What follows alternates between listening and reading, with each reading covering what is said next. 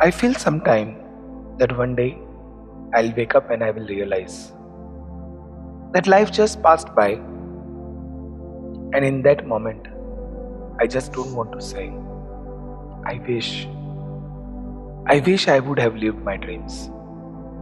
So, friends, here I am going to share my dream trip of lifetime, a journey of adventure, a roller coaster ride of hope, love, joy, anger, and despair, an expedition to Leh Ladakh on Royal Enfield.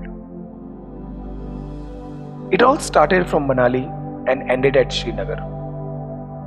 I would not bore you with the itinerary, but would make a small attempt to mark my experience.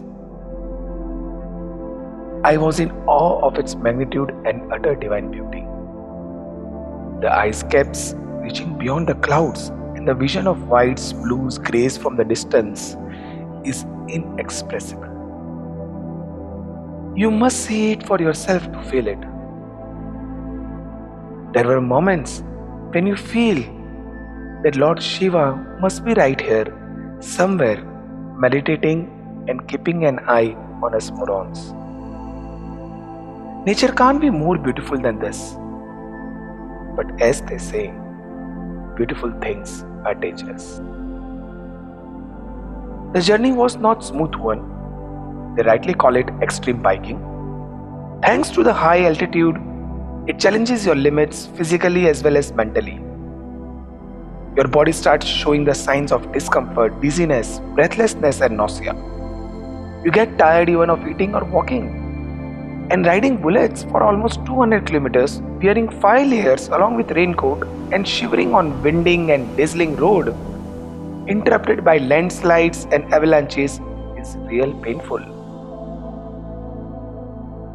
I still remember the last night of the trip. We were 141 kilometers to Srinagar and had flight from Srinagar to catch for Delhi, connecting to Ahmedabad. We were on our bikes, all exhausted and drained, all joyful and full of pride for the conquest that we accomplished. And we were stopped by the army at Dras. In Kargil, this is the second coldest inhabited place of the world. Siberia is the first one. Because of the avalanches, snow slides, they say that road is blocked and may get cleared in 2-3 hours. But to our dismay, we had to stay there for long 36 hours. It was evening and was getting cold. There was no hotel or guest house to stay.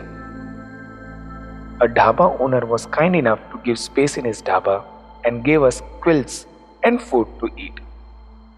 We stayed whole night and day in the dining hall. We were like hostages, all wrapped in our blankets, shivering. Had no clue what's happening and when we will be allowed to go. It was a moment when we can see despair in everyone's eye. Few of us broke down and regretted their decision.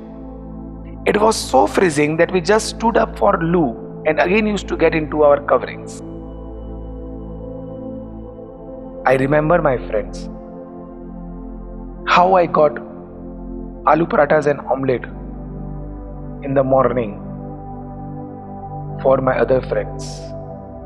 And while coming back, just to make the situation humorous, I said, "Lo garibo, kha lo." I put the omelette and parathas in their hand. And we were like, "Thank you, my बाप, भगवान आपको खुश रखे, खूब तरक्की दे. May Lord give you happiness and prosperity." It recalled me the scene from Airlift. Next day, we left the place. We all missed our flights, and in emergency, I bought flight ticket worth rupees 17,000 from Srinagar to Ahmedabad. Like this, we made lot of wonderful memories. The trip has changed all of us. We are more strong, more confident, with tolerance at its apex. I believe there is a strong correlation between traveling and happiness. Life is not there just to chase the digital numbers in your bank account, friends. It is to be lived to the fullest with all your potential and smile on the face. So, next time when you lie on your bed thinking, is that everything that I want from life?